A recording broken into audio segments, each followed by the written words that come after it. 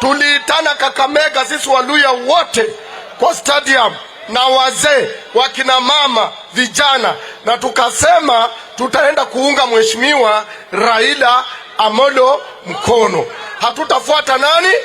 Hatutafuata Musalia na Wetangula. Tulikubaliana. Raila amesema kikapu cha pesa ya Kenya itakuwa inalala hapa kwetu Kakamega, si ndio? Na akasema spika wake wa Senate ule atachunga yeye asikuwe impeached, akisaidia Vihiga naye akae Vihiga. Na akasema mkubwa wa jeshi, minister wa jeshi, naye akae hapa Bungo akilinda pe.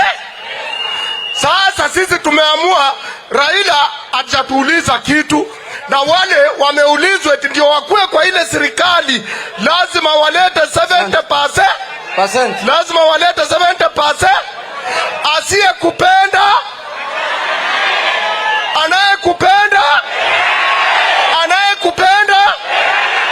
asiyekupenda hapa Vihiga baba atachukua ataweka, na huko Busia atachukua ataweka, na hata Kakamega atachukua ataweka.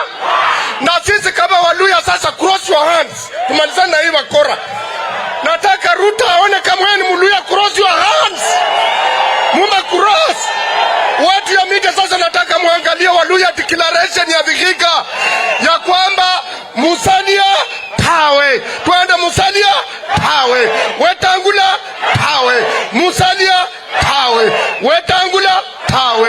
Ruto pawe. Ruto pawe.